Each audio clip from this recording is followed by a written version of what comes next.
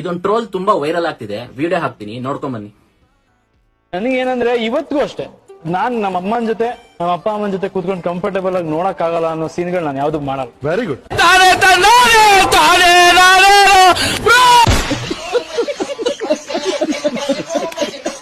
ಅಲ್ಲ, ಅವರು ಆ ವಿಡಿಯೋದಲ್ಲಿ ಹೇಳಿರೋ ಹಾಗೇನೆ ಮುಂಚೆ ಅವ್ರ ಸಿನಿಮಾಗಳ ಎಲ್ಲಾ ಸಿನಿಮಾಗಳಲ್ಲೂ ಅವ್ರು ಯಾವ ಸಿನಿಮಾದಲ್ಲೂ ಈ ತರದ ಆಕ್ಟಿಂಗ್ ಆಗ್ಲಿ ಈ ತರದ ಸೀನ್ಸ್ ಆಗ್ಲಿ ಮಾಡಿಲ್ಲ.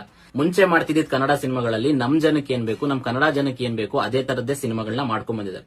ಅದಕ್ಕೋಸ್ಕರ ಅವರು ಅವತ್ತು ಆ ಮಾತನ್ನ ಹೇಳಿದ್ದಾರೆ. ಆದ್ರೆ ಇವತ್ತಿನ ಕಾಲ ಬದಲಾಗಿದೆ, ಜನ ಬದಲಾಗಿದ್ದಾರೆ, ಜನರೇಷನ್ ಕಂಪ್ಲೀಟ್ಲಿ ಬದಲಾಗಿದೆ. ಸೊ ಈಗೇನಾದ್ರೂ ಅವ್ರು ಮತ್ತೆ ಅದೇ ತರದ ಫ್ಯಾಮಿಲಿ ಸಿನಿಮಾಗಳನ್ನ ಮಾಡ್ತಾ ಕುತ್ಕೊಂಡ್ರೆ ಯಾರು ನೋಡಲ್ಲ.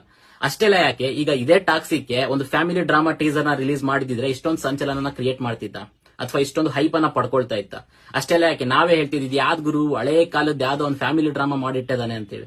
ಸೊ ಅದಕ್ಕೋಸ್ಕರ ಅವರು ಕಂಪ್ಲೀಟ್ಲಿ ಯೂನಿಕ್ ಆಗಿ ಯಾರು ಮಾಡಿಲ್ದಿರೋ ಅಂತದನ್ನ ಒಂದು ಹೊಸ ಪ್ರಯತ್ನನ ಮಾಡಕ್ಕೋಸ್ಕರ ತಂದಿದ್ದಾರೆ. ಸೊ ಅದ್ ಯಾವ್ದೋ ಟೈಮ್ ಅಲ್ಲಿ ಹೇಳಿರೋಂತ ಒಂದು ವಿಡಿಯೋನ ಇಟ್ಕೊಂಡು ಈಗ ಮತ್ತೆ ಅದನ್ನ ಟ್ರೋಲ್ ಮಾಡ್ಕೊಂಡು ಅದಕ್ಕೂ ಈ ಹೊಸ ಟೀಸರ್ಗೂ ಸಿಂಕ್ ಮಾಡ್ಕೊಂಡು ಕುತ್ಕೊಳ್ಳೋದು ಎಷ್ಟು ಸರಿ ಅಲ್ಲ ಗುರು. ನಮ್ ಕನ್ನಡ ಹೀರೋ, ನಮ್ ಕನ್ನಡದ ಸ್ಟಾರು ಬೇರೆ ರಾಜ್ಯಗಳನ್ನ ಬೇರೆ ದೇಶಗಳನ್ನ ನಮ್ ಕನ್ನಡದ ಕಡೆ ನಮ್ ಕರ್ನಾಟಕದ ಕಡೆ ತಿರುಗಿಸ್ತಿದಾನಂದ್ರೆ ಆ ವಿಷಯಕ್ಕೆ ನಾವು ಖುಷಿ ಪಟ್ಟು ಆ ವಿಷಯಕ್ಕೆ ನಾವು ಹೆಮ್ಮೆ ಪಡೋದನ್ನ ಬಿಟ್ಟು ನಮ್ಮವ್ರನ್ನೇ ನಾವು ಕಾಲ್ ಎಳ್ಕೊಂಡು ನಮ್ಮವ್ರನ್ನೇ ನಾವು ಟ್ರೋಲ್ ಮಾಡ್ಕೊಂಡು ಕುತ್ಕೊಳ್ಳೋದು ಎಷ್ಟು ಸರಿ ಅನ್ಸುತ್ತೆ? ಸೊ ಈ ವಿಡಿಯೋ ಬಗ್ಗೆ ನಿಮಗೆ ಏನ್ ಅನ್ಸುತ್ತೆ ಅನ್ನೋದನ್ನ ಕಮೆಂಟ್ ಬಾಕ್ಸ್ ಅಲ್ಲಿ ತಿಳಿಸಿ. ಯಾರೆಷ್ಟೇ ಟ್ರೋಲ್ ಮಾಡಿದ್ರು ನಮ್ ಸಪೋರ್ಟ್ ರಾಕಿಂಗ್ ಸ್ಟಾರ್ ಯಶ್ ಅವರಿಗೆ ಇದ್ದೇ ಇರುತ್ತೆ ಅನ್ನೋರು ಸಮೇತ ಕಮೆಂಟ್ ಮಾಡಿ. ಇಂತಹ ಇನ್ನಷ್ಟು ವಿಡಿಯೋಗಳಿಗೋಸ್ಕರ ಇಂತಹ ಇನ್ನಷ್ಟು ಕಂಟೆಂಟ್ ಗಳಿಗೋಸ್ಕರ ನನ್ನ ಪೇಜ್ ಅನ್ನ ಫಾಲೋ ಮಾಡ್ಕೊಂಡು ಸಪೋರ್ಟ್ ಮಾಡೋದನ್ನ ಮಾತ್ರ ಮರಿಬೇಡಿ ಅಂತ ಹೇಳ್ತಾ ಥ್ಯಾಂಕ್ ಯು.